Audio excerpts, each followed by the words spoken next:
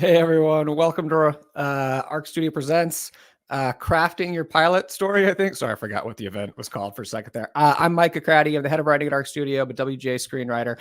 Sorry, we're starting a little bit late. Andy had a meeting that ran late, and then he was like literally running to his room to get in here. So he's off stage right now, catching his breath. I'm going to do a quick few announcements, and then I'm going to bring him on, and we're going to get started. People have already asked some questions and said hello in the chat. Welcome.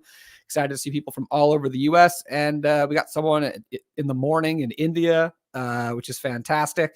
All right. So, yeah, what is this? This is a little series we've been doing. I've been working on basically a video course on YouTube, how to write a great TV pilot. You'll see some links in the description below. I've done 4 lessons so far. The first one was developing a great idea for a TV pilot. The second one was about creating characters. And then 3 and 4 were about story.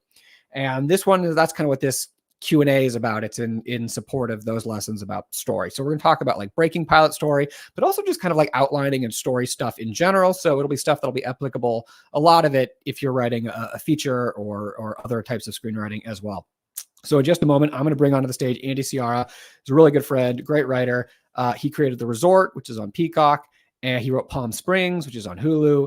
And I worked with him. We were both writers together on Lodge 49, which was on AMC, and I think is still like on AMC Plus or in Amazon and stuff like that.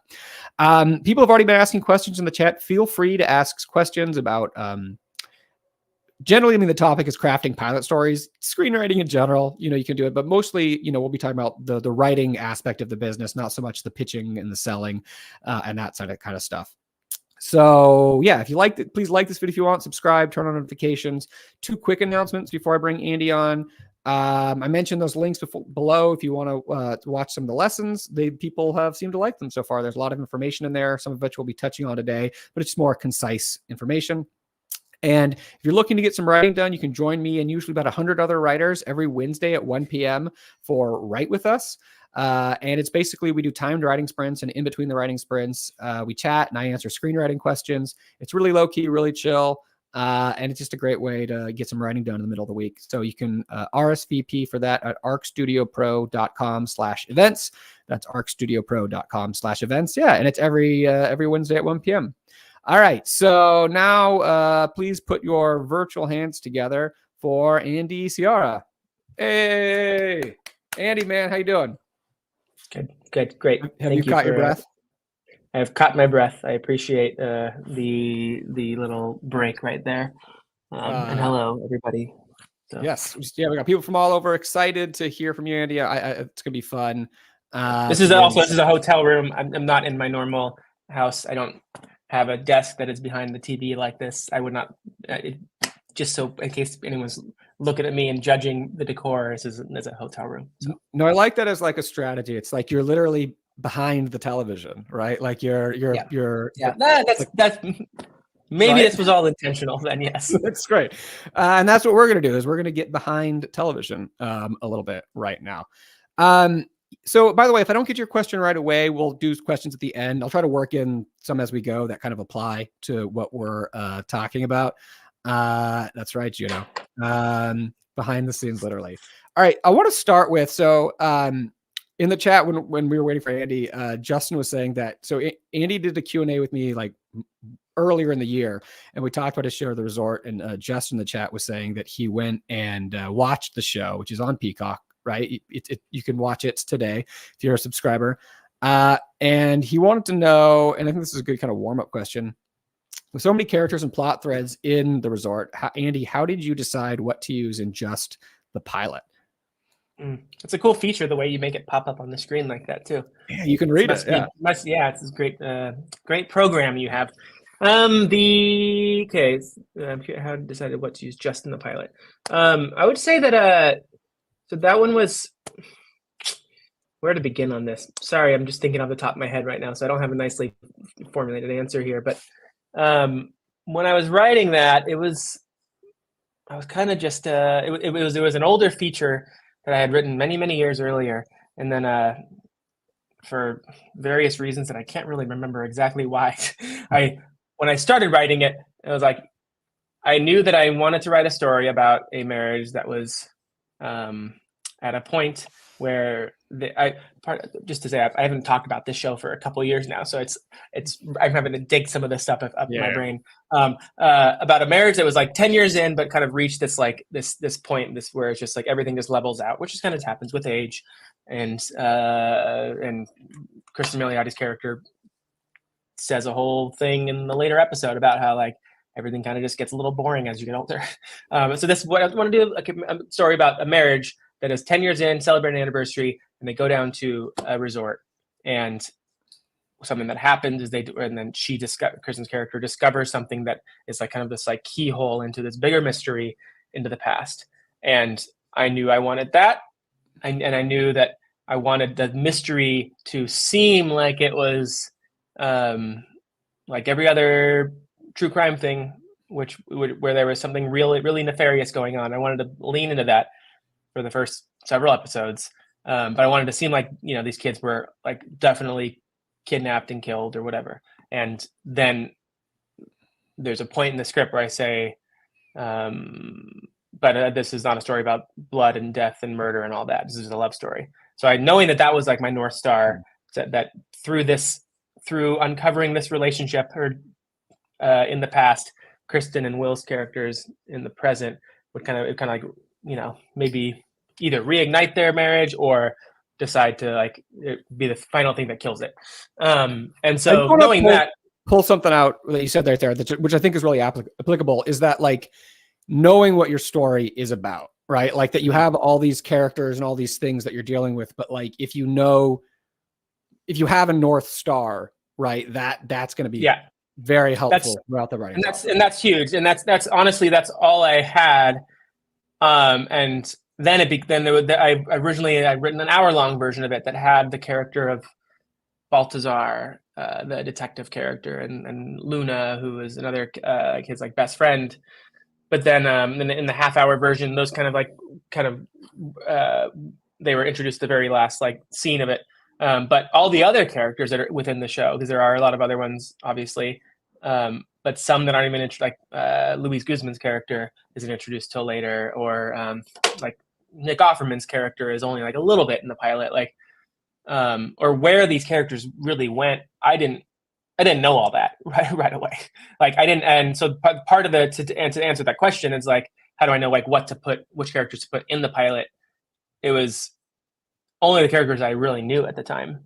And then the way that it often works is that, you sell a pilot or someone options a pilot, then they want you to write the longer kind of Bible or format type thing. And if they're not having you do that, if you're only doing that yourself, for me, it was in the process of writing that I was like, I discovered those other characters. I discovered the Nick Offerman character, and that he would like, I knew that the dad that was in the first half of the series that like you kind of think is done, and then he reemerges much later on, 15 years later. Like that was again through the writing of the format, through the writer's room. I think that's all those things are just like discovered along the way. So, but it's just to say that like not putting too much pressure on yourself to know everything. Like that's the biggest thing about TV is that you don't have to know everything. It's just right. And some writers might make you stressed out. It makes me, and I may have said this last time when we chatted, but I think writing a pilot is so much harder than writing. I think everything writing is incredibly hard, but I look at writing a pilot kind of like writing a feature. Everything is closed. There's nothing when it's all done. There's nothing that should be in there that didn't need to be in there at all. Every dial that you turn on, every switch that you turn on in the first half of the movie should be turned off in the second half. The questions that you've asked are answered. Yeah, and like, if the things are supposed to be ambiguous, and then those are, but it's still like the thing is everything's there in that package.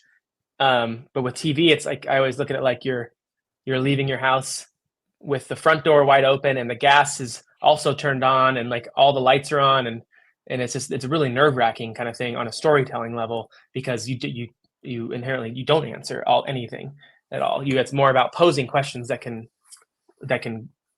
go for a very long time. Yeah, Anyway, sorry. I think there's a couple really important things in there that I just want to highlight. One is that like how much of an exploratory process pilots are, because in some sense you're creating a world that your characters are going to inhabit for a while. I mean, in all forms of writing, you're inhabiting a world, but in pilot writing in particular, you're kind of setting up this world that people are going to be inhabiting for multiple episodes, potentially multiple seasons. And so you're really having to get to know that world and those characters and like figuring them out in a way that's sometimes a little different in a feature where it's like they kind of have one arc, one thing that they're going to go on, one journey, and you just kind of follow them on that journey a little bit. Whereas like in a pilot, yeah, there is this exploratory process to just figure it out. And like where you start, and I guess this happens in a lot of writing, like it is not necessarily where you finish, even with the pilot. Like you have some sort of idea for the story, but like it's going to change a lot, across the process. Yeah. Yeah. No, and it yeah, I guess that's the whole thing of like, yes, your scripts need to be as good as they could possibly be, but like the script that UCP, they're the studio who did the resort, the script that they bought in 2019 there are certain things that were there in that final shooting script, but over those years, like everything changes, and as long as it's just like, I mean, not like everything needs to be good, but also knowing that like you have to be pretty, I don't know, open to change throughout the entire process, because so many different things you'll just discover along the way because of like once the thing starts to get a life of its own. New ideas. You have to be open to new ideas coming in. There's a couple questions that are kind of similar. Ross asking, were you writing purely for fun or to meet a need you identified in the market? If you started for yourself, did you later adapt with the market? And another question of, should you focus on a niche or something producers should cash in? I think this is like an important question that writers often face when, and you face this as you're writing something, like, is this just a story you're excited to tell? Or are you thinking, oh, this is the kind of story that could be successful in this marketplace? No, never thought about that. Can you put those questions up again? Sure. Or maybe, I have high chat on show chat. Yes. Okay. There you go. If you started writing pilot for yourself, did you later adapt it to align with the market demand at the time? Yeah. Or were you writing purely for fun? Purely for fun, or to meet a need to be identified in the market. So it was when Micah and I were on Lodge 49 together. We both had been bumped up to staff in summer of 2018, and part of it was like I knew that I did not have a pilot that was any good that I had written by myself, and I had already finished Palm Springs at that point. I already finished writing Palm Springs, and that's when me and Max, the director, and Sandberg and Becky, the producer, were all like, let's try to make it and stuff. But like, so that was done for the most part. So I was like, I need to write a new pilot, and I was really doing it out of like, I need to write something, not to be like, it. I guess yes, the goal was to right when Lodge 49 was done, I would have something new to then have my manager and agent take out into the world. So there was a practical side to it for sure, but I wasn't trying to like figure out what I wanted to or what would like sell. It was more of like what I wanted to see. Again, this was would I write the resort right now? Absolutely not. This was in 2019 before there was a lot of resort shows. At the time, there was not any resort shows. I was like, I want to write a resort show, and so I wrote something that I knew I could speak to. That I was like, and it's funny because I was looking at my right after the show came out, I was looking at my old Instagram photos, and I realized, oh, everything is just like. I can see where the inspiration from the resort came from. There's one photo of like me at a resort in Hawaii with like a crane that is like carrying a palm tree. Another several that are like me and my wife in Mexico on like at a resort on our honeymoon.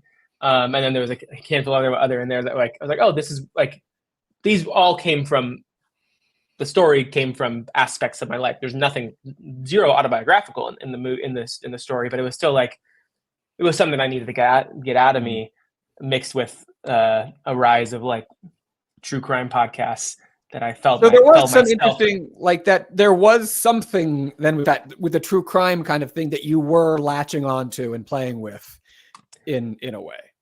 Yeah. So that was the other thing. Is like, again, it was. I was like, I haven't seen a resort show, and also like no one's really like skewered the podcast, the true crime industrial podcast true crime industrial podcast industry. Is that right? True crime podcast. True crime industrial. You know what I'm talking about. Yeah. No one's done that yet. And so that first hour-long pilot was, there was 3 different timelines that were going on. That was the resort, present day, in the past with the kids 15 years earlier. And then in the middle of that, there was a shitty true crime podcast that was made by these 2 people that lived in, it was in the winter of, I think, 2017, that was made in a garage in Minneapolis. And that was a whole story thread that like went, and those podcasters end up like teaming up with the Kristen and Will's characters. And then they come down, and that's like up until the writer's room, like that was always a part of the show. But then again, TV shows just take a long time to make. And especially at that time of summer of 2021, not only had there been some resort shows, it's also been like, that's right when Only Murders in the Building came out. And I was like, we don't need to, like, they can do everything much better than we can do. So it was nice to cut that part out of it. But I only bring that up in that, like, the show was never about fitting into the market. It was more about things that I knew, and I knew I had an opinion on. But also the practical side of, like, you know, I when it comes to like managers and agents, like they're only as good as whatever you give them to work with. And so I knew I had Palm Springs, but I didn't have a good, like, both Micah and I were promoted on Lodge 49 because we knew the show better than anyone. And we'd been on the show for several years. It wasn't about like our writing samples. I don't think that, I don't know if he read they didn't read writing samples for us to like get promoted necessarily. Yeah, it was more, I think it was more about our performance in the room. Like I remember because like I remember pitching a lot, and I remember the one day that Peter, our showrunner, when I was the writer's assistant season 1, I just had some really good pitches. And he like pulled me into his office, and I mentioned this on some of these Q&As before. And he basically said, like, great job. Like you've sort of proven yourself, or so, you know, like if we get a second season, you're going to get staffed, kind of a thing. Mm-hmm. And so that was like that moment. But yeah, it's different than like coming in, not Hardy having sort of that relationship and trust with the showrunner. Being established. So that's all. Like, I guess like that's all to say is that, like, not trying to game the system, not trying to like write to whatever is like people think is selling, because that changes so drastically. Again, even to the thing where the thing I sold, the industry, what was being put out in that time changed, and I would not write that anymore. It's more of just whatever, like, is that, I mean, it's said so much, but what is the thing that only that you, maybe like the thing that's said a lot is one thing that only you can write. But now there's a lot of people that can write a lot of different things. Maybe what is the thing that you just actually are passionate about? Like, yeah, it's funny that you mentioned Only Murders in the Building, because I also around that same time period had been writing an apartment-based mystery. And I remember that. Yeah, and I was like very excited about it. It was a good script, and the equation sort of changed when Only Murders came out. And I'm not saying I would have like sold it solely if I had, but like it turned out to be a great script in the sense it was a great sample. I got a lot of meetings off of it. People like it as a writing sample, but like it was basically like, yeah, but this thing was sort of just done. And so if I had, I mean, I wasn't trying to like respond to that, like write an apartment mystery. It was just like, it was this show that I really loved, that I had this idea for. And yeah, but like, it's just the landscape is going to change so much. So if you're chasing the market, you're always going to be behind, like, especially if you're an up and coming new writer that like, so like I was writing my apartment-based mystery, and like Steve Martin was doing his apartment-based mystery. So like, which one of those is going to get faster, you know, like to the people in power? It's like Steve Martin's is. So like you really just have to like focus on the story you're passionate about telling, and that you're the most excited about telling, that you can do, you know, better than anyone else. Because if you're trying to chase it, then you're just, again, going to be behind. Yeah. Everyone else. And almost certainly, even the thing you're passionate about, like there's a lot of luck involved there. Yeah. Of like the amount of stories I know, either personally from like my own stuff or several writers of all levels, the highest levels to like lowest levels, like of being like working on something or being ready to take something out or whatever it is, and then like all of a sudden like, oh, this a movie or a TV show is being made that's like very much in the same world. That's going to happen countless times, and it's happened to every single writer I know, and it's just get used to that kind of thing. Yeah. All right, I want to get a little bit into talking about pilot stories, and in a way, kind of what we're talking about is what we call in TV like breaking stories, which is like kind of coming up with all the story beats or outlining in some sense. So really what we're just talking about is like kind of taking all your ideas and trying to shape them into a story and just kind of talking about that process. So this question is kind of could be a jumping off point. What's the best way to brainstorm? And not even necessarily, I always hesitate to say what the best way is, because like the best way is what works for you as a writer. So Andy, as you are kind of like step one, right before you're about to shape your ideas into a story, what does brainstorming look like for you when you're kind of gathering these characters, these thoughts, kind of like all the stuff that eventually you're going to shape? How do you go about that process? Are you just writing stuff down on your phone all the time? Are you like mind mapping?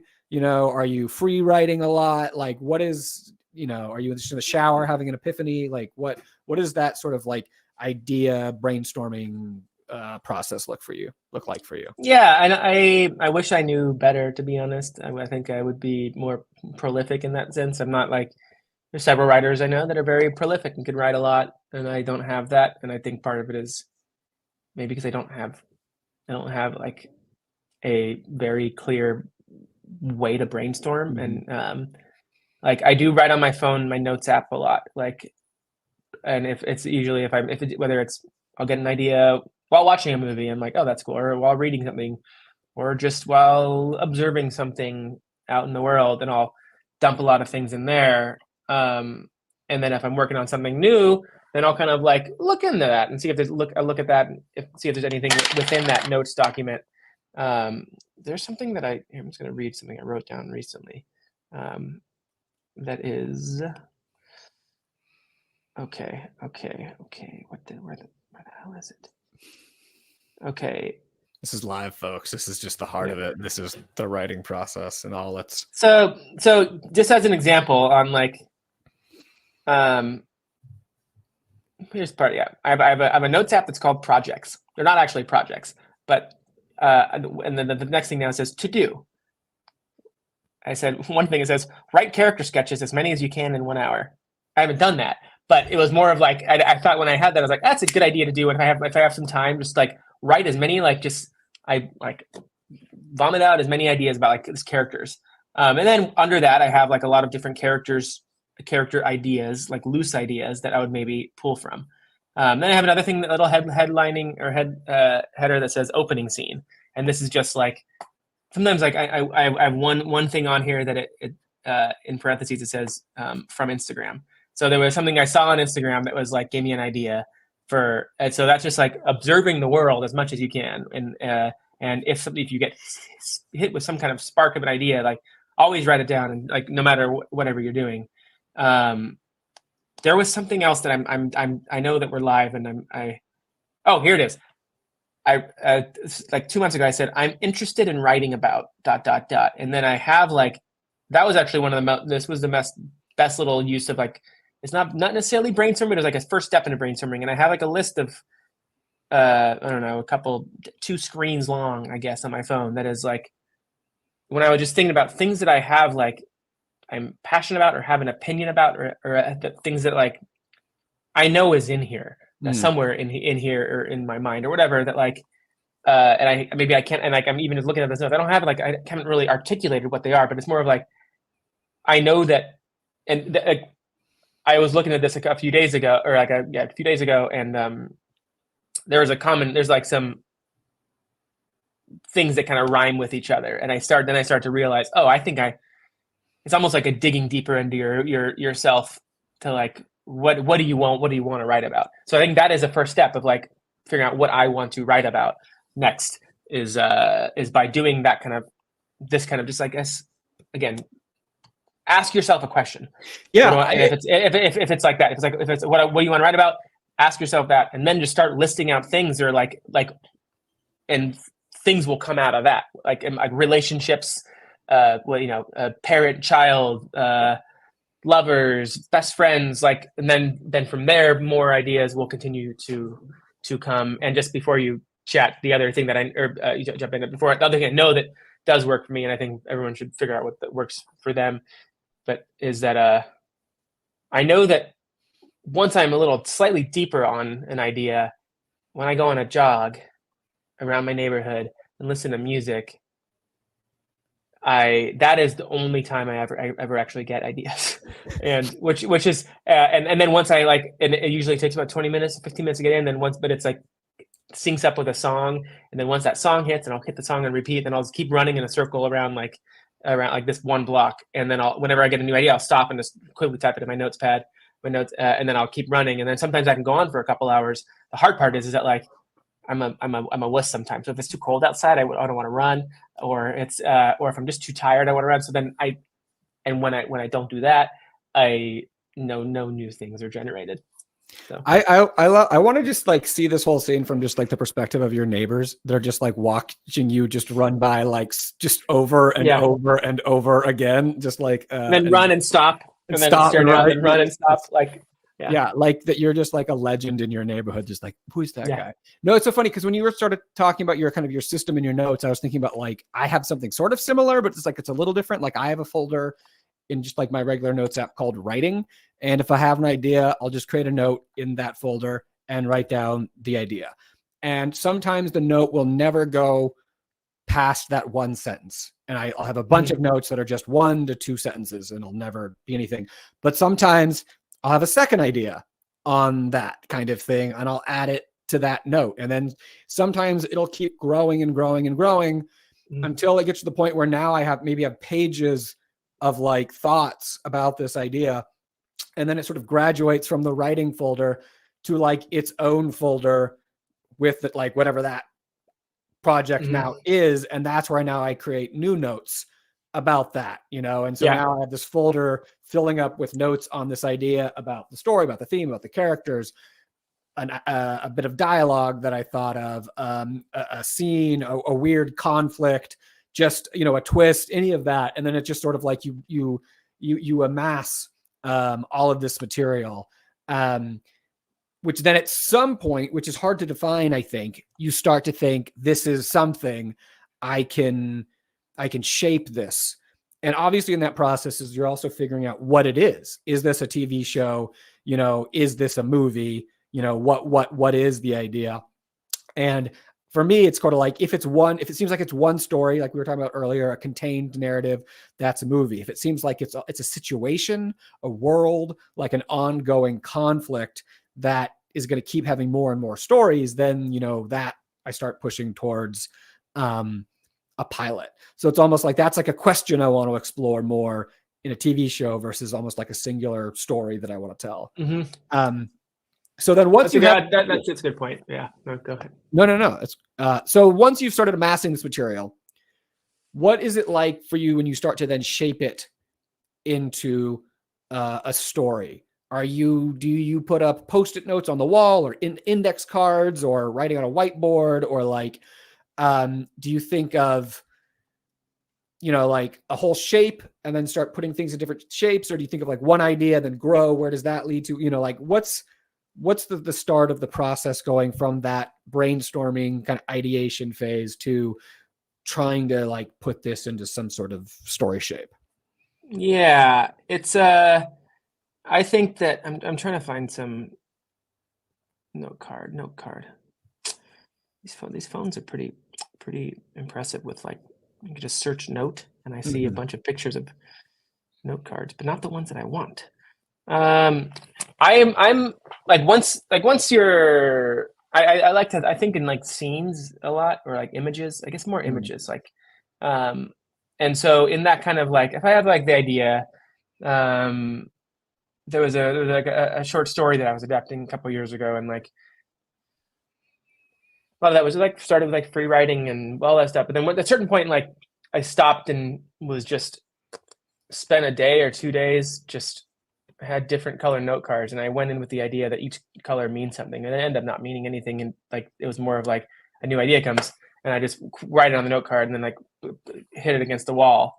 And eventually, you just see like I would have like a wall of many note cards, and there's a point in you can see where I got lost in the resort and writing of the resort, because then I just wrote a character who lost his memory and would put note cards all over, and that's why essentially Ben Sinclair's character in that his room that's covered in colored note cards, that just was what my office looked like. But you end up getting there, and then at a certain point, then you start like thinking in classic story structure and where these things start to fit within like your story structure, and what and always even still always before that in my mind is always like the story that you want to tell, like if like that character's journey. Again, this is slightly more on the feature side of things, but that I think but it's still like that. I guess that's part of the brainstorming thing is graduating from writing in your phone as ideas come to you, then you like are sitting down and thinking about the one thing, and just whatever is coming to your mind, just quickly write it down. And then certain times an idea will come to you, and you want to keep like it's going to be something that is more than one note card. If your mind is stuck on something and you start to see a scene start to form, then just follow that and keep writing that kind of thing down. And then like all of a sudden you have a really heavy looking note card or a series of note cards that like, well, that means that's probably going to be sticking in the show somewhere. Or yeah, I don't know if that answers the question there at all. Yeah, I'm sorry. Great. And I'm also I really want to find some pictures here. So continue talking while I'll keep looking. Yeah, totally. So in the sense, are you thinking about, because people are always talking about like story structure and act structure and stuff, like as you're putting these cards up and kind of thinking about different things, are you thinking of like, okay, well, that's a climax, so now I need following action, or that this is an inciting incident, and now I need some sort of like reversal? How much of these sort of structure tent poles are you keeping in your head as you're building the the shape, the structure of your story? I mean, like, and this is, I know you and I chatted a little earlier about this, where I'm admittedly not as like I don't know pilot structure as well as maybe like movie stuff, but it's all similar. It's more that like to be able to tell a story that goes on for so long while also telling these like stories that are contained to in 45 minutes or an hour of TV. It's a really specific, great skill set that I don't know if I don't think I necessarily have exactly down. It's also like a skill set that's there is less of a formula than there used to be. Like in the 90s, like television shows were much more similar in their structure, where like, I mean, there's such a variety in the structure of shows, like The Resort, like that is different than the kind of show it would be. Like there's not necessarily like, the classic structure or like 4 acts and a teaser or whatever. Like it's, I don't know, there's a much more of a variety of ways to tell stories, but like they still generally have the same shape, right? You generally have something happen in the beginning that kicks off the story. You have escalations, you have a climax, that you have resolutions. Like a lot of the times stories still, whether it's a pilot or an episode of TV or a feature, right? There's still oftentimes similarities in how they. Oh yeah, no, and so then speaking solely of like what I have found that works, and so you're thinking when talking about like that story structure, am I thinking about that stuff? Like it's helpful at times to like, especially when you're trapped a little bit, like to think on the structure stuff. Yes, it's supposed to be, it's a character is leading you through something, but it's like you can use structure as your thing to like, I don't know, to help get you out of out of a some kind of block. But when it comes to like whatever you want to call it, inciting incident, whatever, like that still is, I think, TV show, movie, whatever it is, like you have to think about that you don't have to call it that. You can have to think about that, because that's ultimately what changes everything. Like the character, a character is living their life, and they see a vision of the future for themselves, and they, whether it's good or bad, they still like, they know what they're doing. Then all of a sudden something comes in there and messes all that up, and shakes it all. So therefore, like, that is again, it can be called whatever you want it to be called, but that's definitely, there's no a story. There isn't a story without something like that changes the status quo. Yeah, you have the normal world that they've sort of been living in, and they need to be knocked out of that onto a lot of times you can think of it as like, it's the reason that the story is starting now. Like, why of all times is your pilot starting now? Like, and it's the inciting incident is kind of that reason. It's what's setting them off on this like new, like Breaking Bad I use a lot, and it's just like a very classic example, right? So it's like Walter White finds out he has cancer, and that changes everything, right? Like everything after that moment is a new world, and that changes him, that changes everything around him, and that's why that story starts there, and that's and it's like it's one of the hardest parts of any. I mean, every single part of the script, writing the script is hard, but one of the hardest parts I have found is that first 10 minutes or whatever comes before that thing happens, because you have to like both, you have to be engaging, and at a certain point it's going to get boring if like, and that was always the risk with the resort. It's like here's a couple who is not happy together, and how much do you show of that, like, and how much or how little do you need to see to understand that?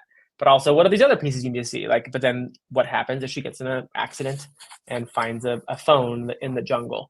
And it was always like, that needs to be as close to the top as possible.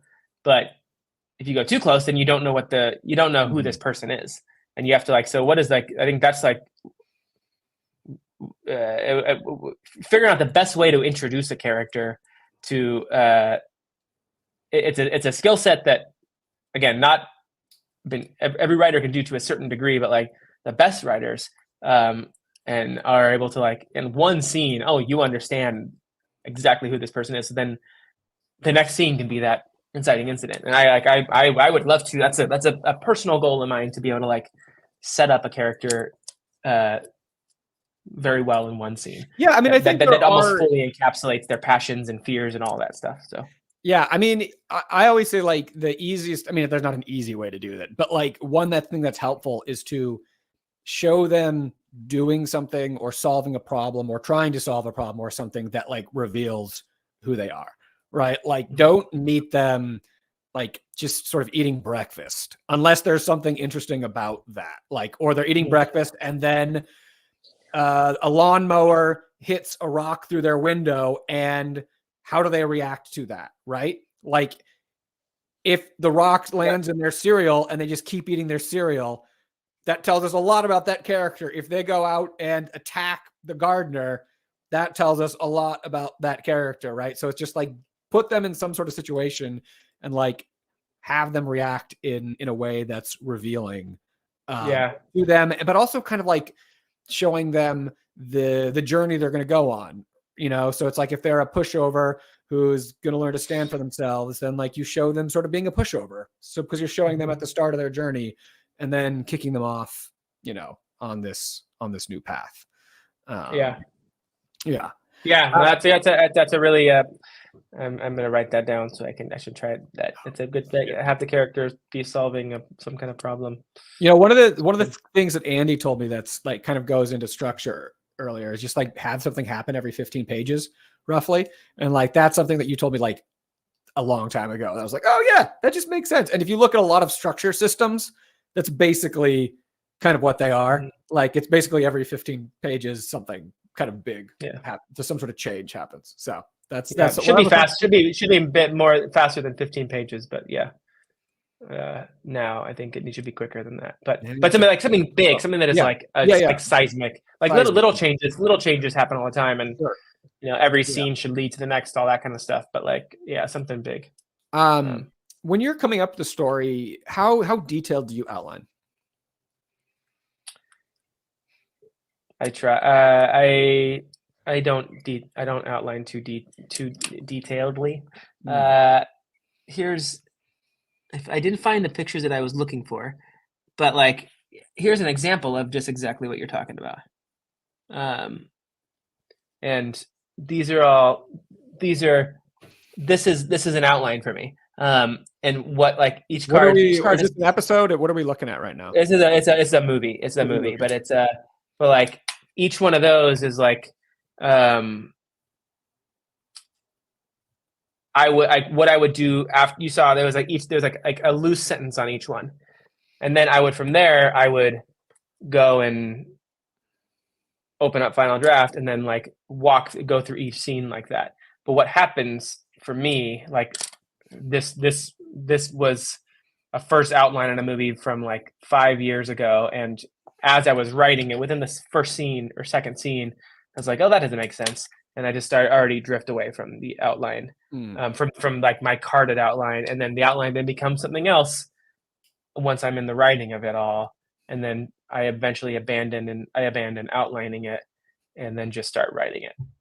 And that's, again, it's not only, I don't necessarily think that's the right way to do it, but it's what has worked for me, I guess. Yeah, I always feel bad about my outlines because it's like I'll come up with something and then it's like, then I'll be revising and things change, and then it's just like the outline sort of gets abandoned, and then I'll like kind of try to re-outline, and then but it's just like it's always this thing where it's like I feel like I'm trying to get away from it as fast as possible. Yeah, I have found that, like, I mean, I think outlining is good it's simply just to like know that you have something you're always aiming for. I know some people like to always like know they have to have their ending, and so for that thing, I knew I had the ending in there, and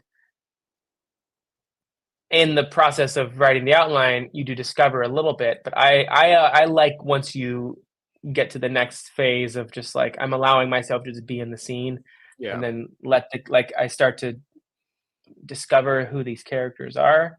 And then once I discover who the characters are, and then they're making decisions, and if I feel like, oh, well, I thought 2 weeks ago when I was thinking about this and putting on the card, they would make this decision, but that was because I wanted them to get to the next scene. But like the character that now I know a little more, they would not make that decision. So listening to the character kind of go in a different direction. And then I always found that like it's only in like after being in it for several days that you start to discover stuff, and then that's where like the good stuff comes. Yeah, like I said, to me the good stuff doesn't come necessarily in outlining phase. Maybe like for other people it totally can and will and does, but at least for me it's I have to, like, the world has to be kind of quiet, and I have to be blocked out from the world, and just, yeah, you kind of just you start to discover things along the way, but that just throws any outline stuff out the window. That's what Palm Springs was. Yeah, I mean, it's interesting because I feel like two things I want to like comment on there. One, it's interesting because like with outlines, you're right. I don't feel like they're good at discovery of new things. I do think they're great at identification of problems in your story. Like when you're outlining and you're like, okay, yeah, I think this and this, and then this is going to happen. And then you start to outline it, and then you're just like, wait, what is this? Or this suddenly, like something that felt very big in your head just now seems very small. And you're just like, oh, this isn't, or like something you thought, like, yeah, I know what that is. And then you get to and then you're like, oh, I don't know what that is. So like outlining, I think, is great to like identify like where the weaknesses are in your story. Yeah. And then you go back to the discovery phase and kind of be like, okay, what is this? And then I forget what the other thing I wanted to say when you were talking about outlining was. But in your outlining, a lot of times we writers, we talk about beats. And beats is one of the most confusing words, I think, in screenwriting and the entertainment industry in general. Because first off, like a beat has like 5 different definitions. Like to an actor, a beat is different than to a writer, and to like a director, a beat can mean different things. So when we're talking about beats, we talk about story beats. And there's a couple questions. I think I'm going to say this is Shade. So please, guys, explain like I was 6 years old, the difference between an event and a beat, please. And then Juno is saying, +1. I'm also curious about the difference between a beat and a scene. Can a beat be multiple scenes or scene multiple beats, etc.? So why don't we talk just a little bit about like when we're talking about like beats and stuff, like what is a beat to you? I'm curious because I wonder if your definition is even the same as like mine of what a beat is. Well, that's a good question because if we're being totally honest, it's like I don't know. Like it's beats or some headphones. There's beats and music. When I'm thinking about like a lot of times you're like in TV, especially like you're told to write a beat sheet. Mm-hmm. So what is a beat sheet? If I'm writing a beat sheet, I would be. Here's an example of a beat. So for the TV show, the inciting incident, whatever, is when Kristen and Will's characters, they're on a ATV, they go into the jungle. There's a fun, like, they're riding through the jungle on ATVs, and she's loosening up and having fun. And then she crashes her ATV, rolls down the hill. It's pretty like violent, and then she gets knocked out and then wakes up and finds an old Razor cell phone buried in the jungle and looks at it and kind of like almost like hypnotizes her for a second. In a beat sheet, I think probably all I would write is, I think her name was Emma in this story. Emma and Noah go on ATV excursion. Emma crashes ATV and finds Razor phone. That's probably the beat. That's a beat. Yeah. Yeah. And that's what I would write for the beat sheet. But it's like the most simple version of what the thing needs to accomplish. Maybe that's probably what it is. Like, Yeah. What I would go down like what I like to think of it, the difference between like a beat and a scene is like a beat is a unit of story and a scene is a unit of your script, right? So like a scene is everything that's like interior, whatever, scene heading to the next scene heading. That's a scene. It's a script thing. A beat is a story thing. It's just one thing that happens in your story. Like Andy was saying, that's a beat. And if you sort of add up all the beats, that's basically your whole story is like all those beats. Mm-hmm. There are more technical definitions that people will say where like a beat is where something is changing often. That's why it's notable. So like in the example Andy gave, they found this old phone that then starts this whole thing off, right? Like there's something is changing in the story. Basically, I think it oftentimes is like what a beat is. Otherwise, if nothing's changing, then it's not really worth writing down, right? So it's like that's a good point. Yeah. So it's when something that's probably is what it is. Yeah. I think it's interesting though to talk about the difference between like an event and a beat though. I think this is kind of an interesting question because I actually haven't necessarily heard it asked like this before. So Shade, good question. An event has no purpose necessarily. It's just like a thing that happens, but like a beat is part of a story in some sense, where like an event can just be like something happens and then everyone ignores it and just goes on their way, right? In some sense, like event is just anything that happens. Like a beat is something that like causes a change in the story, kind of like what we were saying there. Like it's there's a complication or a consequence or something. And I talk about this in lesson 3. If you guys want to check that out, where I talk about buts and therefores, where like, and this is something where I think there's like a Trey Parker, Matt Stone video where they talk about buts in it's like this YouTube clip it's talking about how the South Park creators think of story. And it's basically what you have is like something happens, but something else happens. Therefore a third thing kind of happens, right? And like, that's a lot of times what you're doing with beats and a storytelling is that you're introducing some sort of complication. And then because of that, there's some sort of consequence. And then there's like another complication. And so you're sort of like linking all your story pieces together like that through complications and consequences. And a shorthand to do that is like Andy wrote, could write out a beat, blah, blah, blah. But this happens, blah, blah, blah, blah. Therefore, this happens. But this happens. And this is sort of opposed to another form of storytelling, which is like, and then, which is sort of what events are. This happens, and then this happens, and then this happens, and then this happens. And like, there's not like a story, like nothing's changing there. It's not dynamic. It's just sort of like a list of events. So that's a very long-winded answer, but I feel like that's kind of what I would think of as the difference between, That's a good, yeah, no, I think that's a great point. Just again, always the buts and therefores rather than, and then I've never heard event before. I mean, I've heard the word event obviously, but like as a term for like in in screenwriting. Never heard that before. Yeah. No, I mean, I think it's just, it's good. And I haven't either, but I think about sometimes that, because as I was putting together that lesson, I was kind of thinking the difference of like how stories work.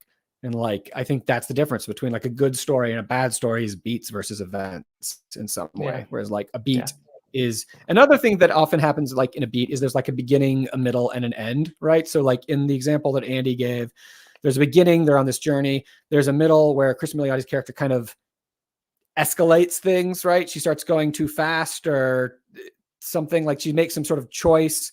And then there's like an end where she finds the phone. So like that's a little story arc in itself, right? It has a beginning. She's trying to, she has a reason why, I can't remember exactly what, but she's like dealing with something. There's a reason she starts going too fast or whatever. And that, then there's an end where she finds it. So like what you're doing then is constructing your larger story out of these little story arcs. And that's kind of a way to keep it like interesting. Always having a cause and effect in every scene. Otherwise, it's gonna get cut at some point. So. And just to say that like beat sheets and outlines are not necessarily different. Like there are a lot of things that people will talk about that like can overlap in screenwriting. Like an outline and a beat sheet can kind of, generally like a beat sheet is more like almost like bullet point kind of things that happen, whereas an outline is more written in a narrative form, right? Like of like a story. But they are both sort of in a way summaries of the story, so there's a lot of overlap. And I would say that like it's so much of it's like whatever works for you, because like the amount of times I've on different shows like, oh, okay, we're being told we need to turn in a beat sheet, and then the next question is we ask the studio, can we see an example of a beat sheet? So we have no idea. Like I've seen, depending on the studio, sometimes a beat sheet means 1 page of like bullet points. Sometimes it's like 3 pages. Same thing when it gets to an outline. Like what is, in the eyes of this studio, what is a normal length outline? And it kind of changes a lot. There's there's the general idea of what each one is, but then and then there's treatments in there, there's scriptments in there, there's story areas in there. I've heard a lot of story areas, and nobody seems to know what a story area is, but a lot of studios will then ask for a story area, which a story area I don't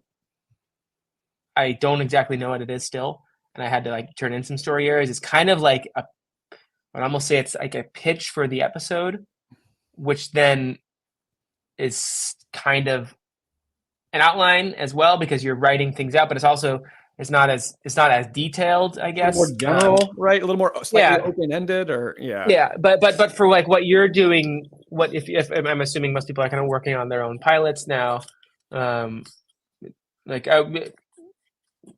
whatever part of that, whatever step to getting to the writing of the actual pilot is best for you, then do that. And if that's like not even worrying about what the actual things are called, but like I do think a very simple, what we were talking about in the beat sheet, like a bullet point kind of thing, like that's good to have. Cards. Each index card is a beat, and you just put up. Or if you're using Arc Studio and using the beats in Arc Studio, like there's the digital index cards, and like you use one of those for each beat, or you like write it out with bullet point. Like there's a million ways you can do it, but it's a sort of a list of all the beats in your story arranged in some way that's helpful. And then and for when we were like in our writer's room on the resort, like using cards and stuff, like it was usually like in the sloppiest, like shortest of shorthand, like Emma finds phone. That's all it says on there. And it's a thing that's almost like when you're talking about it, when you're kind of going back through it, you don't need to write every little thing down. But it's just a way to it's a way to instantly see everything. And so maybe one little, I would recommend, sometimes I do this myself too, like just watching any TV show and just like write a beat sheet. If what we're talking about for a beat sheet, the kind of bullet pointy thing, whether it's a but therefore kind of version of it, or just like the very simple Emma crashes thing, finds phone.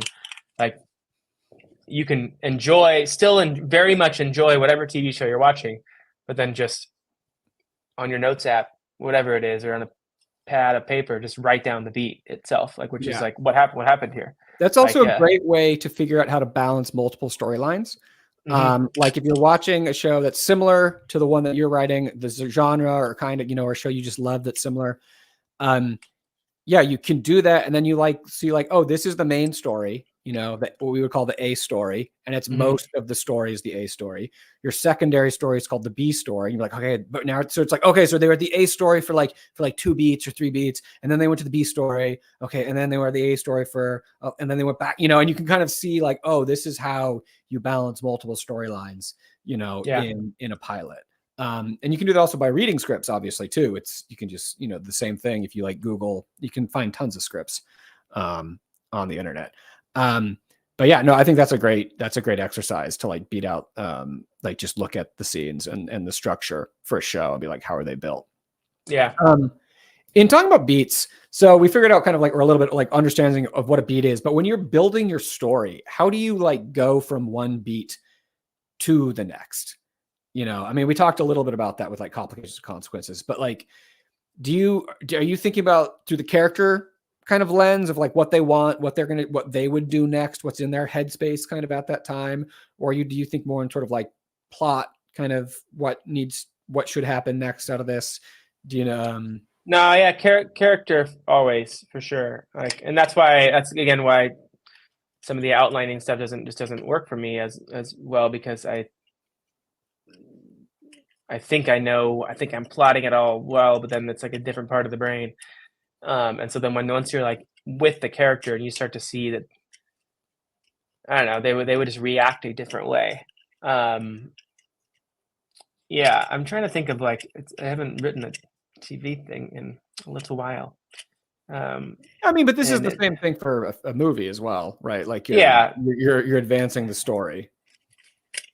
Yeah, you're always like and this goes the very simple thing is just cause and effect. Like something has to have happened in that last scene to then push the character into the next scene and make them so that you know what they want. Like you shouldn't have to like say what they want. You know what they want or what they're trying to do in the next scene. And then if you're with them, like our job is just like, and this is where like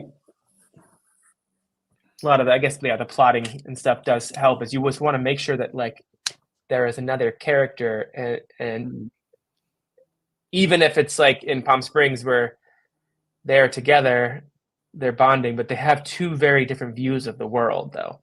And so that like you have fun and stuff, but like as they move forward, there is a value system, belief system, like way of life that one character sees, and then the other character that like they're constantly butting up against that.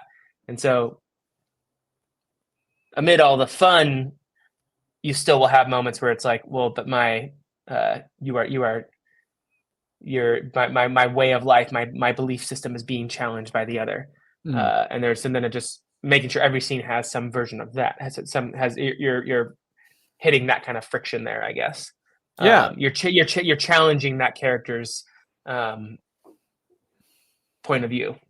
I think that's really important. And like another way of kind of looking at that too is just like in sense of like, what does the character want and what kind of obstacles are you placing in their way to like get what they want? And that can be like a physical want or need or a thing in the unit like that they're trying to get, or it can be like a philosophical thing. They want to feel safe. They want to believe that the world is a good place.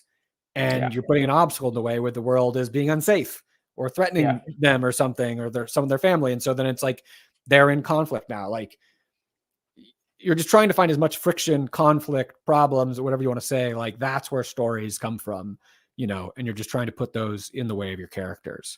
I mean, just to like, and talk a little bit about pilots specifically, you know, we've kind of alluded to this some, but with a pilot, you are not just telling one story, right? You are creating a scenario or a situation in which multiple stories are going to be spun out of it. So like 2 examples I like to use are Abbott Elementary and The Bear, right? So like in Abbott Elementary, you have Janine, this character, And there's like a fundamental disconnect between her, like her worldview and what she wants, which is like, she's very optimistic and she wants her students to learn as much as possible and to be the best, that's basically what she wants. But the reality of her situation is that like she's inexperienced, especially in season 1, and her school is underfunded. So the fact that she wants the best for her students, she's an optimist, but she's inexperienced and the school is underfunded, that's going to be causing constant conflicts. And so like in a movie, that would just be one story basically, where like she's facing a conflict and she would overcome that or fail over the course of the movie. Whereas like in a TV show, that's kind of a thing you're setting up where that's going to happen over and over again. Each episode, she's going to want to do something that's like, like good for the school or for her students. And there's going to be some sort of problem in her way. And you can like do multiple episodes. Another one is The Bear, which is great, right? Like Carmy wants to have a great restaurant and be a good boss. And that's what he wants. But like the problem is that he has all this emotional trauma he hasn't dealt with, and his restaurant's falling apart. So that's a constant conflict then. Every time he wants to do something, the reality of his world is going to cause a problem. And that's something that you can spin over and over and over again. So like in a pilot, in a way, especially if this is a show you want to go for multiple seasons, you need to be kind of creating that sort of scenario in your pilot where there's this sort of fundamental problem that's going to keep happening in different ways and challenging the characters in different ways. And it can evolve over time, but you sort of start with this like fundamental thing. So yeah, that's just to say that's something in the pilots specifically. Yeah. And I don't know how, I don't like, it's to me, it's one of the hardest things to do. Like it's like, to create a character who like ultimately has a thing that could never be answered until the end of the show. And they will continue going, like you have to like go back to that well as much as you can, because once you answer that thing, that dramatic question or whatever, like then the thing's done. So that's why a lot of shows like that go on too long, or like, well, maybe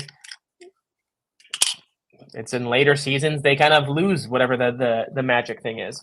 Or if you're dealing with a show that has like a central mystery, like The Resort, like you can't go on forever with that kind of thing. Like, once you answer the question, whether that is an internal emotional question or an external mystery whodunit question, like once you answer that, the thing kind of feels done at that point. So you have to like reinvent that from that point on. So for like an ongoing show, when you have like the thing that there isn't that, like it's very, very hard, but it's obviously been done so well by many people. And a lot of that is like, yeah, having like an ensemble, of course, that kind of thing, or having some kind of like,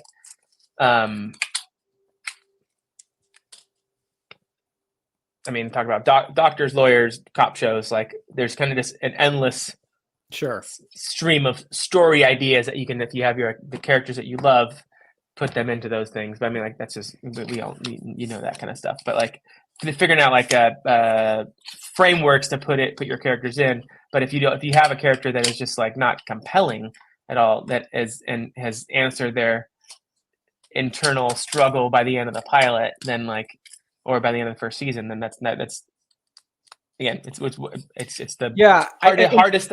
It's the absolutely hardest thing to do. So if you don't have that, don't beat yourself up over that, because I don't think I've ever been able to do that, to be honest. So I think one of the things that can help in that is separating the external goals and the internal goals of kind of your character. Like in a TV show, in my mind, the external goal, the thing they're trying to get in the world, is maybe like your season 1 finale, right? Like this is the thing that they're trying to do. So like an example I thought of when I was working on these lessons is like a teenage football player who wants to win the state championship, right? And that's what the first season is about. He's the quarterback and he wants to win the state championship. The internal goal, the underlying thing, is like he wants the love and respect of his father, right? And like that's why he's trying to win the championship, is because he thinks it's going to make his dad like finally, respect him and love him.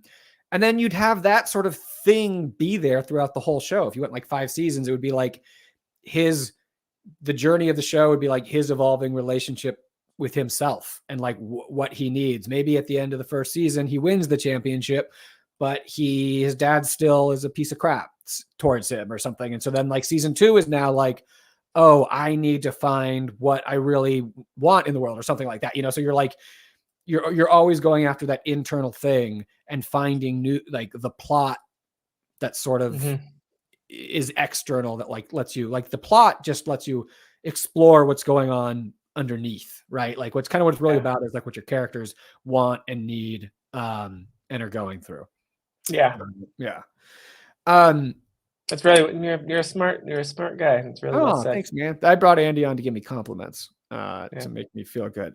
So we've been on for like an hour now, and there's a lot of questions. So Andy, how do you feel about just going through questions and just and giving the people what they want? Let's do that, because let's let's do that. All right, this is a hard one, but like some of this we can just kind of talk in general. What do you believe is the most crucial aspect of a pilot script? How do you go about turning it into a series?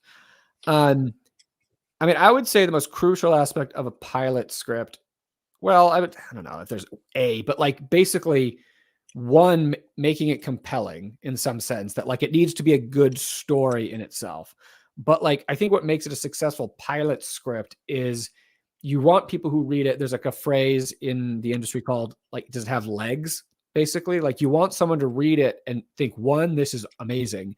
And two, this has legs in the sense that like, I can see it going somewhere. Like I can see this isn't, it's kind of what we've been talking about, like where you don't want the story to be resolved so quickly. Like you can see that there is a chronic conflict here, chronic problems that are going to be able to be explored like for a while. Right. And the pilot demonstrates like kind of like basically if your show is setting up, it's like doing different versions of the same problem in a way. The pilot is like the first instance of that, and a demonstration that you can do it and that it works and that it's cool and that it's like possible to do more, right? Like that's the thing with a pilot is people can't be like, oh, that's just a great story. It needs to be like, that's a great story. And like, oh my gosh, I can't wait to see what happens next, you know? And like, and I believe that there are more great stories to tell. We said chronic problem or chronic story problem, or like, that's the thing that like, yes, it has to be in there. If like there, I don't think there's one like absolute most crucial part. Like the ending is, if you're gonna have to say, it's one thing. The ending of the pilot is the most crucial part.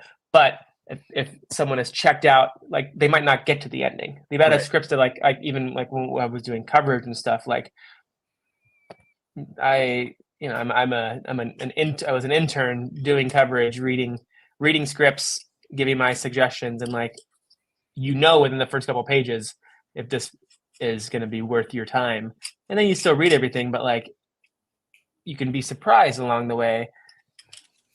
But you have to get to the ending, and so therefore that's why all of it is so important. The ending though has to be a thing that is like feels surprising and inevitable, and also makes me like I think that anybody watching anything, like whenever I'm watching, I'm always like guessing what's going, like where my mind's always like, oh, I feel like I know what's going to happen. And it's the greatest feeling ever of when like, oh shit, that did not go the way I thought, but it all makes sense. And then like, so if you're leaving leaving the episode on a question, but also like some, I don't know, like kicking off something new, I guess, by the end of that episode is super important. But another thing you'll hear a lot is that like you have to hook the audience in the first. I mean, now it's like the first 30 seconds of what any like TV show when you're actually making the thing. So do that in the pilot, and hook them in make the first page incredible. I had an AFI teacher that said Tolstoy your first page of anything. So just like make it the greatest page ever written. But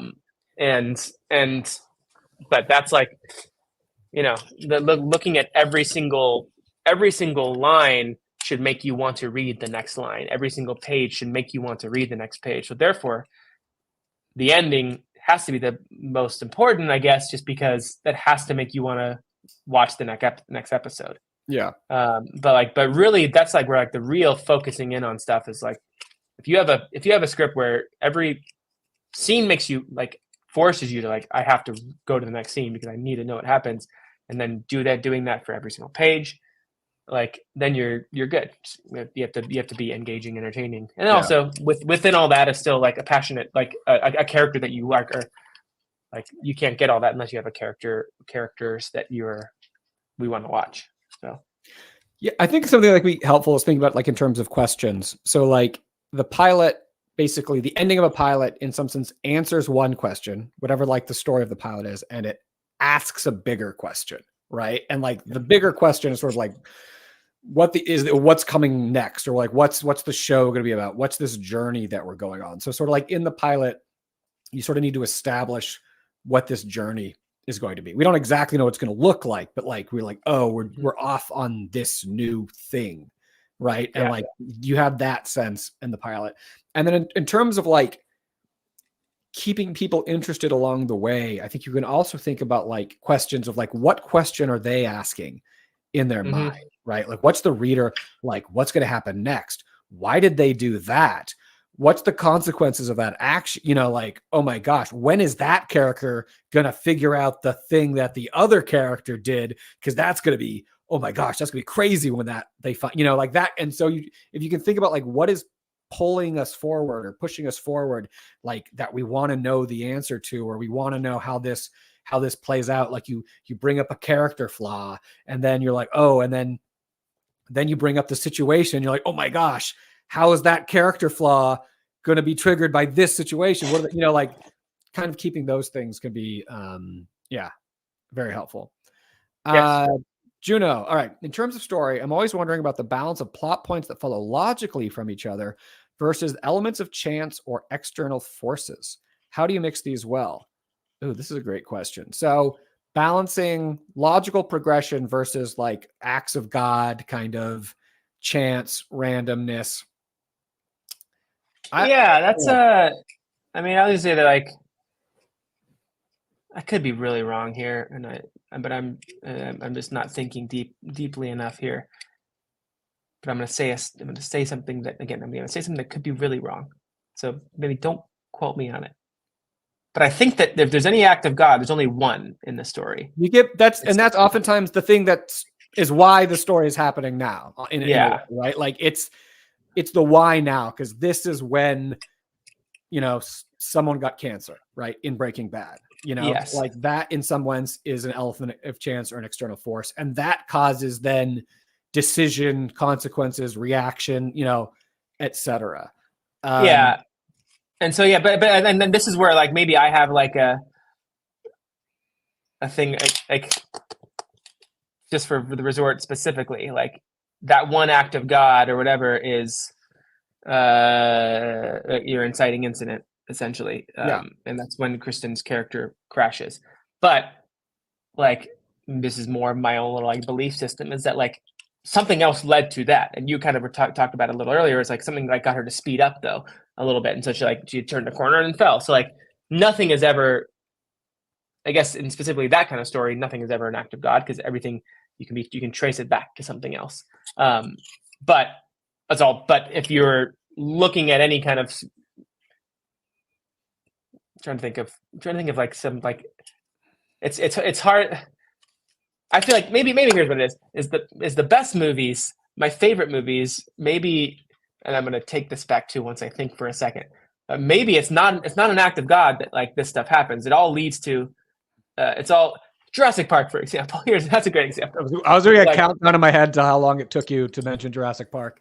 Yeah, that's it. That's like I think my favorite movies, it's not an act of God because it is still caused by something else. Like, and what is the inciting? I mean, there's so many things in that movie. But there is some big improbable. There's some big improbability, right? Like there's one thing that gets you to suspend disbelief. I think you get, and in Jurassic Park, it's that they can clone dinosaurs, right? Like that, in some sense, is the big. But it's not. But again, it's not an act of God. No, it's not. But I think it's in other ways just to think about it is the improbable, like some improbable thing happening, right? And like that's often the thing that you're like, you get one big one. You can have other ones. I would also say that like in general, like you can get away with more bad things happening that are sort of random or acts of God than good things, right? Like it's there's something where like if good things are happening, then like the audience would be like, I don't believe it. But like if bad things happen, I don't know. I feel like you get more of those. Yeah, but I would still say like, you know,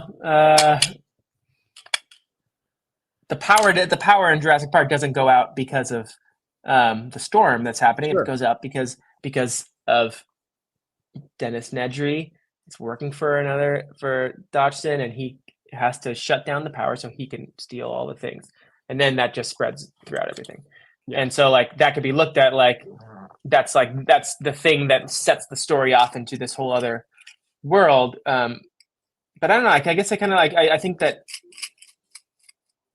to answer the question again, yes, one act of God, but the best ones maybe no act of God. It's all stuff that was gonna happen. It was almost like a perfect alignment of things that have happened. Yeah. But it's all coming from something the characters were doing. Yeah. Or were like the way they were all leading their lives.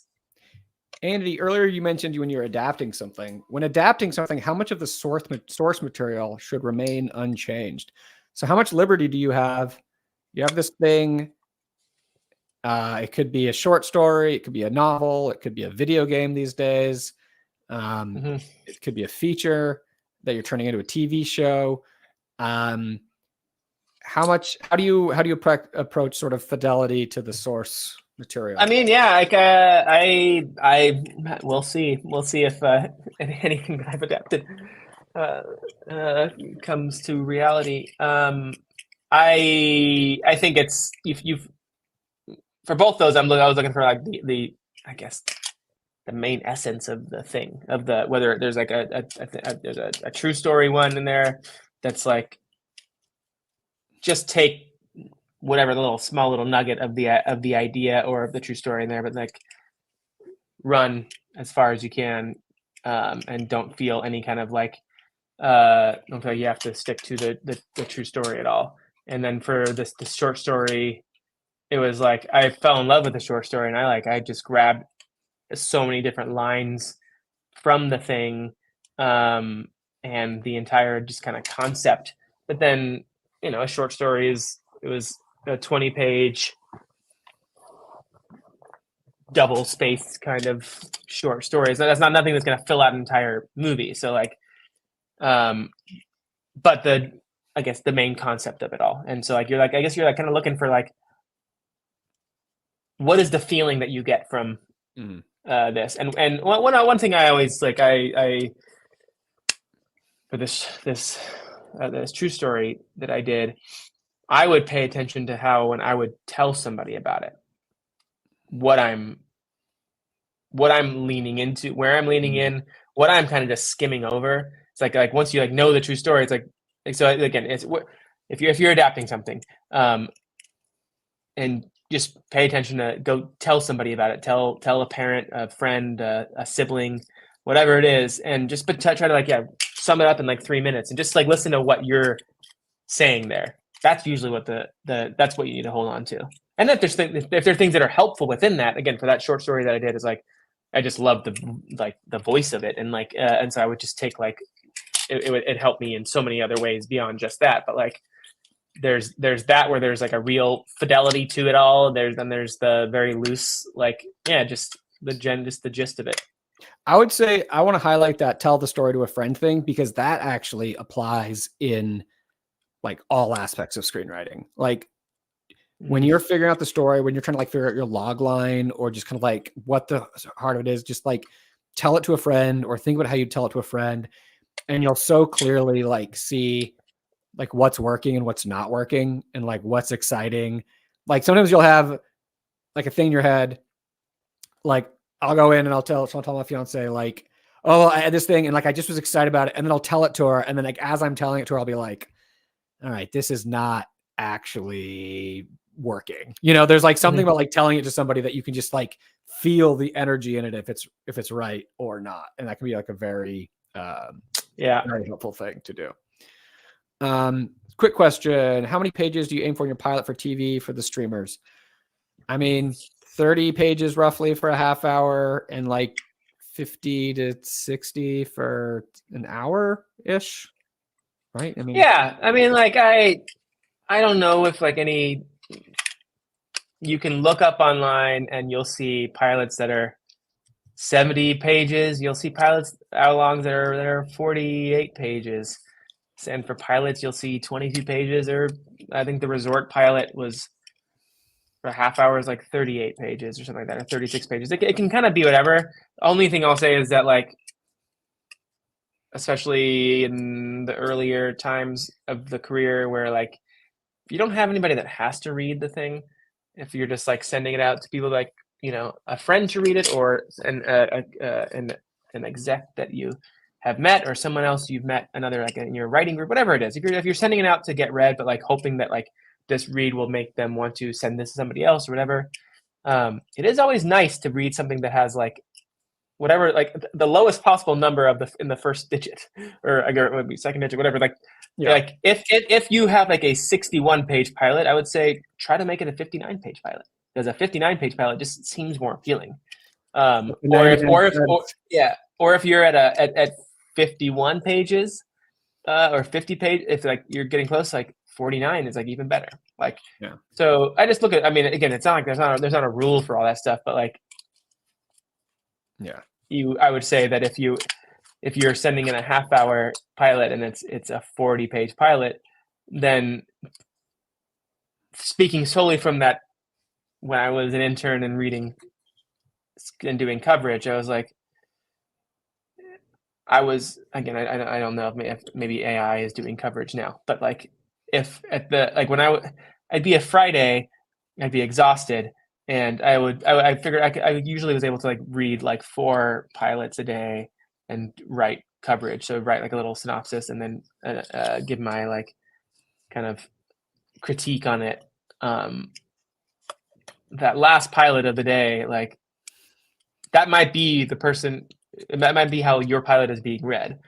And I did not like to read things that were like in big blocks, like over 4, 5, 6 lines of action, and big blocks of like dialogue chunks, and like things that were formatted poorly, or things that were too long. And that's just like the sad part of it, is that like a lot of people that read these are just like going to be grumpy interns that are on there. So the ones that I love to read were like, made it a fun read. Like, and then what, to me, maybe that's just my own like reading problems too, is just like short lines, like short, be concise, and not be too long. And then it's like it's engaging. So the fun read thing I think is really important, because you'll sometimes see people talk about scripts or like a blueprint, and so you're just like writing like a blueprint for the show to be made, and like that is not really what you're doing, because like what you're doing is writing a thing that the interns, the assistants, the producers, the execs, etc. get excited about, right? And so you want it to be a fun read, and you want it to show your voice, because like, I can't believe it's actually gone this long to mention this, but when you're an up and coming writer and you're writing a pilot, you're more likely going to use that pilot as a writing sample than as like something that gets sold and actually made. So like, what you want to be doing is demonstrating your voice and like what secret sauce you can sort of bring to another project, or like to a writing staff or something. So you want it to be fun, and you want it to be like in your sort of unique voice, you know, that shows off who you are. Because if you think about like, you know, executives, showrunners, etc., they like know so many writers who can tell a story, who can structure, who can do formatting, etc. Like, they're looking for something specific, you know, they're looking for a voice, like a point of view on the world, a way with dialogue, you know, an attitude, a sense of humor, like a sense of like tension or pacing. Like, these are the things they want to see. Like, and so you need to demonstrate how you do that. And then they'd be like, "Ooh, I want a little bit of that, you know, like I like that. I want to get some of that. I want to work with this writer on something else, or on this pilot, you know, because you've demonstrated like what you can do." Yeah. And that doesn't mean you have to be like writing the action lines like with little jokey kind of way. Like, and then that's how you write. That's totally fine too. But it's more like, I mean, we have one of our buddies, Josh. He's more in the kind of horror world, but I love reading his scripts, like, because they're like, he writes them in the like, there's single sentence action lines, all in like one sentence, and then it's like, then a space and another one, and like does is like what he's demonstrating, it's his writing voice, but also like I'm able to like his pacing is incredible on the page.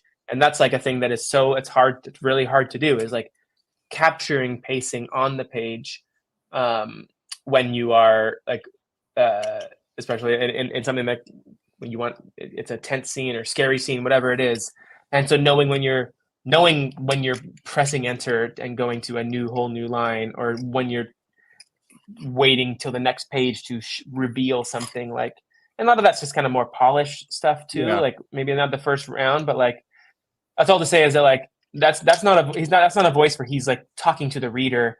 Sure, he's not like Shane Black doing jokes and stuff like that. No. It's his style. It's like his voice. One other thing he does, which is like, because he writes horror, is like in everything he writes, there's at least one scene that's just crazy and disgusting, and I like can barely read it. But it's like it's memorable. It's like he'll always have something that you'll be like, oh yeah, that's the script where this thing happened or something. And so it's like, and I'm not saying you should have something disgusting and horrible in your script, but it's just like, what is like the walk away moments that someone's will be like, oh yeah, you had that. And maybe it's a beautiful line of dialogue, or like some sort of way of looking at the world differently, or maybe it's just something incredibly funny, or I don't know, but like having these sort of like moments that you can hang your hat on and be like, oh right, that was the script that made me feel this way, or that did that thing that like I'm going to remember. That's a very good point. Very, very good point. My brother's talked a lot about this. My brother's also a writer, and he's talked a lot about like when you think back on like on any TV show right now, or think back on a movie right now, and like I can say like Jaws, and there might be so many like scenes that all of a sudden like start like flooding your brain. That's a great movie. And you can recall so many things, and TV shows and movies, so you can't recall that much. Maybe they're not as good. Maybe they're not the things that aren't as memorable, I guess. And so like that really should apply on the script level of like people are going to forget most of what is in the script. I mean, after they read it, because it's just our brains just work like that. But give them like a couple like things to hold on to. Like I know that's why the resort sold. They talked specifically about like 2 moments, like when she finds the phone, and part of that was the way that I wrote. Like I knew to take my time with writing when she finds that thing in the phone in the jungle, and then the other one was when like we jump back to the past, and I changed the way that I wrote at that point. But it's the thing where it's like when you're reading the script, it's if you were falling asleep, if you were bored up until then, you won't be bored right now.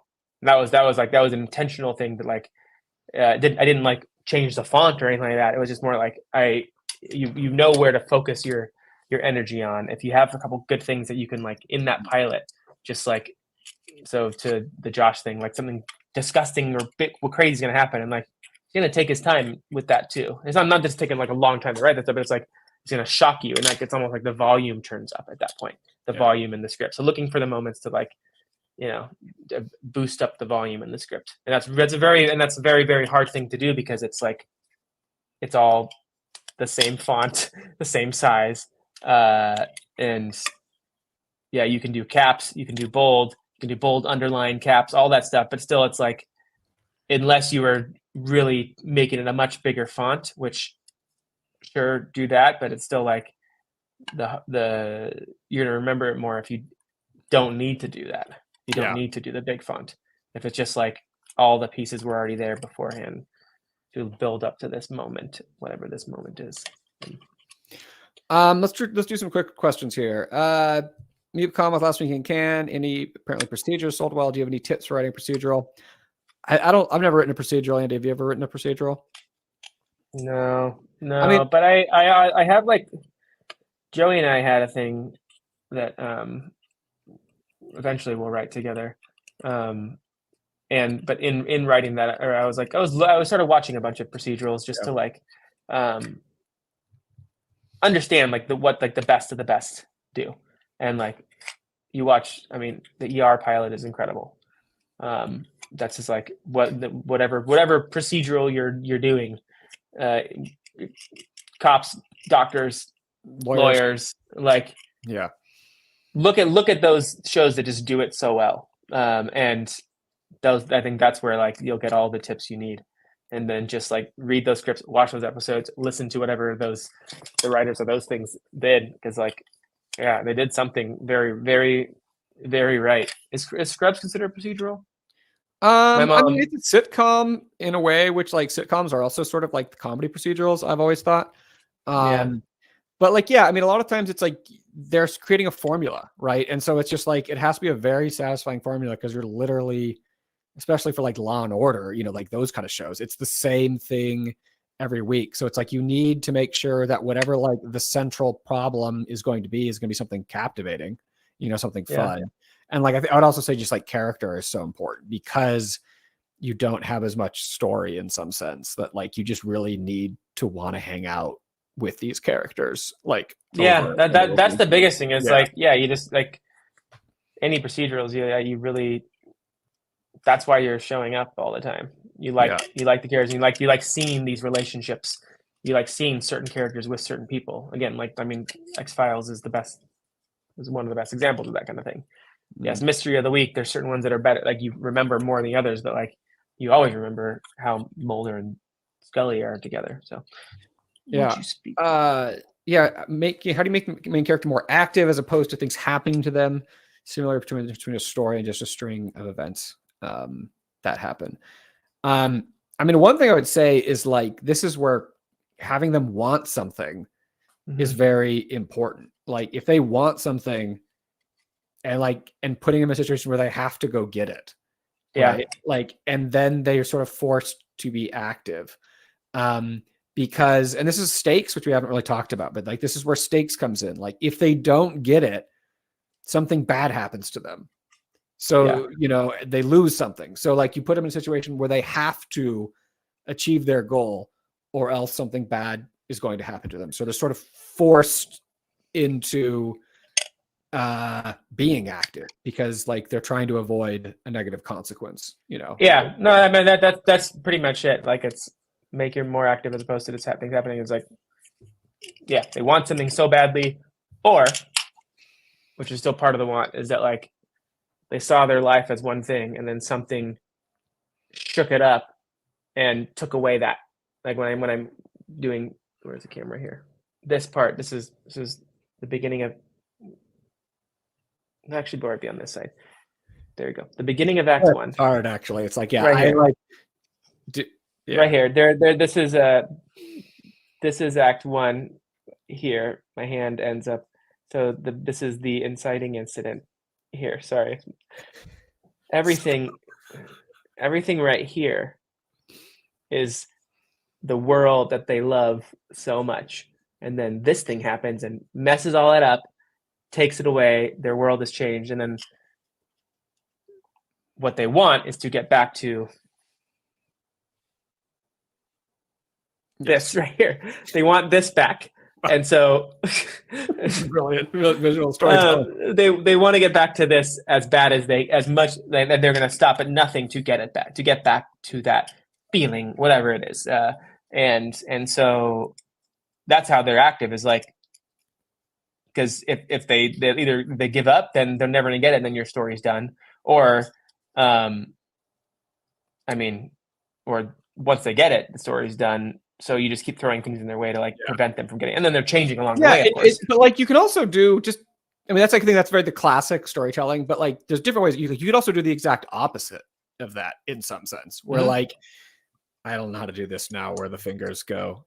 If the beginning part, like they may hate that, right? And the inciting incidents gave them a chance to escape it and like do something different. And now if they fail, maybe now they're going to have to go back to that thing at the beginning. And so that's the thing, they can't go back, you know? So it's like, they either don't want to go back or they really want to go back, you know, whatever it is, like whatever they want, you like kind of put the opposite thing in front of them. You know, because if you think about like Walter White, right? Like at the beginning of Breaking Bad, he's a weak pushover guy. And then like once he starts on this journey, he starts feeling powerful, you know, and he like doesn't want to go back to sort of that feeling of being pathetic, you know. And I think that's like one of those things where it's like you can have sort of trying to get the thing you had before, or trying to not get the thing that Yeah, and again, and it's definitely more like in TV. It's there's like because it's so like ongoing, long form. We all as people, maybe some of us are just we're cool with just like leveling out. I think we're all kind of like we want something a little more. A lot of times, if we're writers, you clearly here because you want something a little more. And so I think that's like in the long form storytelling, it's like it's characters who that's the thing that you connect to. It's like they aren't necessarily maybe okay with the status quo. They don't really know what to do, so they're wanting to take one step up, and then they're just TV show is all those steps up till they get their thing and whatever. So maybe it's less about the like I want to go back to the thing. That's more I guess more movies. I don't know. We'll just do a couple more. Here's just like a sort of very scripty question. What about parentheticals? Some say to use them sparingly. Yeah, I mean, this is one of those like it's easier to give broad injunctions like don't use parentheticals than to like say just use them well. In a sense, like I use parentheticals all the time, but if I have like 2-3 lines of dialogue that each have a parenthetical, I'm going to go say something's wrong here and figure out a different way to approach this and give an action or, I'm gonna like find some way of doing this because I do feel like at some point I'm just like, it's just feeling like a crutch right now where I'm not like, I don't have this scene set up in such a way that the emotion or the tension, et cetera, is like obvious kind of like through what's happening. So I would say if you're finding yourself using multiple like in a row, there might be something up with that scene. I it's funny because I try not to use them very much, but at the same time, like the number one thing is clarity. Like no just anything that's helping with clarity. Like you don't want to be, but also knowing that people reading your scripts they know how to read at least, so they're smart enough. And like a lot of this is like intuitive. Like you'll know what the tone. If you're talking about parentheticals for like how they're saying something, I don't know how important that is. But where I will say is like I was just talking to another friend. I was giving him notes on a script recently, and it was a pilot, and I found in just like really talking through this opening several pages, I found I wasn't when I heard his intention with certain lines, that changed my thinking of it. And I was like, I started looking at it where use some parentheticals. Again, not like don't go crazy with them, but like when you're in those earlier pages, and this was specifically him, so it's not isn't what you always have to do, but it was like you're seeing characters interact with different people, and what that ultimately it holds my hand into understanding this character A's relationship with character B, because like in the way they're speaking, like what their rapport is at all, like and because that was not totally clear, so some parentheticals were helpful, especially in those first couple scenes. And then you don't need them like when character A and character B are meeting, like that's the first time that they have a scene together, and character A says something that like could be read a couple different ways. Make it clear they're saying it some way, and then that helps me understand what their relationship is. Whether they joke with each other, they're sarcastic with each other, or they're really cold with each other. And then later scenes, I don't need that as much because like you've already established this. But I think just thinking of it as like clarity, especially in the earlier scenes, if it helps. Cool. All right. I think last question here. This is kind of an interesting, fun one. Is there a show that shaped the way you write, or a show that changed it, or gave you different insight to screenwriting? Yeah, I mean, I haven't answered this one that pops in my head. I've shared before on Q&As. So I was the script coordinator on the first season of Better Call Saul. And like at the very start of that job, obviously this was coming after Breaking Bad, is like I needed to know the Breaking Bad universe. Needed to know continuity.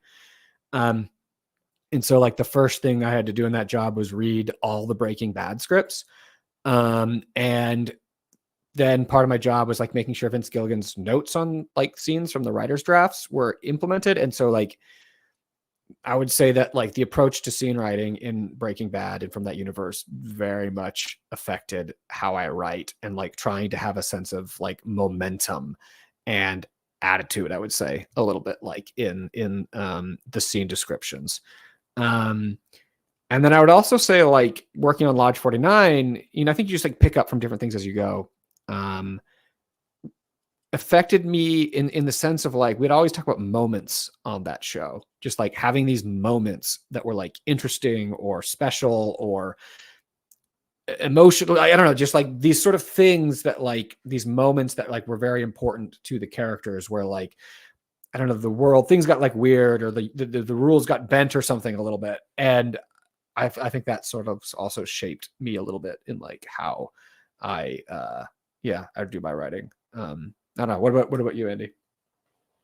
Sorry, I was looking through the other questions to see if there's any others that I don't want to leave anybody hanging.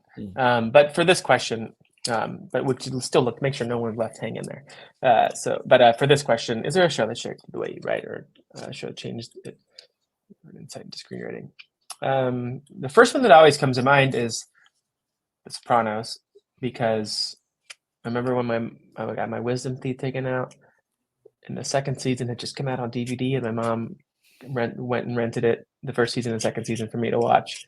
I was in high school, and it was the coolest thing ever. And I was like, oh, I didn't know that's what TV was all about. But then I remember, but specifically, it was the thing that changed, that helped shape me, for better or worse. It's a line that Tony says in the last season. He and a couple of his buddies are down in Florida, and you see he's kind of stewing on something a little bit. They're at a restaurant, and he kind of grumpily gets up. They're all sharing stories about the good old days and stuff. And then he grumpily gets up from the table and says, remember when is the worst, remember when is the lowest form of conversation. And then he like, leaves with his girlfriend. And that line just did something to me, where like, I don't think it's good. I think the line is great. The line is incredible, but I think I was in college at the time, and then I really had turned my back on like nostalgia. But why I say it shaped me was like the entire resort was about that, was about like not looking back. That's like, and like almost like judging. And a lot of this was influenced by like, the rise of like, and Facebook had just come out, and like, you can always like, when people post a lot, I don't know, you can kind of sometimes you can see there might be going through something in their life, like especially when they're posting old photos, and I'm like, fuck, like, and it starts to get a little like, I really started feeling like it's dangerous to look back into the past, to obsess over the past, not look back. It's dangerous to obsess over the past, and because like once you like if you just hold on to that, you just don't ever move forward. And then so that one line I think influenced, and I think I said that line. I quoted that line in my pitch for the resort, of like ultimately all that like she like Kristen's character is someone who is just stuck in the remember when, stuck in the like, and we don't. I intentionally didn't want her to talk about remember when that much, but like she's stuck looking into the past, and the whole thing is like you just gotta like let go of that and move forward. And I don't think that's necessarily the right way to like go about life. I think that I think nostalgia is you can have healthy doses of nostalgia, but I think that impacted me as just a person, where like nostalgia is hard for me sometimes. I was at a music festival that was relatively recently that was like all about nostalgia, and I didn't like get the full amount of joy that I think I thought I should, or I wanted to, because I've had this Tony Soprano block in my mind that like I shouldn't be doing that. So anyway, that's what I powerful piece of writing does. And it's one of the greatest lines I think I've ever seen, heard, whatever. But yeah, that show, and then Lost. That was another of like just a TV show that I think was like, and it kind of like, I never liked watching anything live. I didn't have HBO, so I didn't watch Sopranos live. I always get it on DVD. But I remember for Lost, I didn't like watching it on ABC because I just didn't want to do commercials and stuff, and I didn't want to wait week to week. So I would wait every year, and in August it would come out in DVD, and then I would just like go buy it and then just like go lock myself in my bedroom pretty much and just binge it. In the pre-Netflix binging era, like that's how like I loved getting lost, love losing myself and escaping into another world. And I think that has been a huge part of an influence on anything I'm writing. Is that like you talk about Jurassic Park too? It's just like going somewhere, like going somewhere that is just like that is not my bedroom. Yeah. I mean, I think that's a great place to end, and let us then aspire to create those lines that will stick with people and create these worlds that they can lose themselves in, for 30 to 60 minutes at a time. I want to thank Andy so much for joining us. This was awesome. I want to thank everyone, all the guests, for being so active in the chat, asking questions. We got to a lot of them. Apologies if we didn't get to every single one.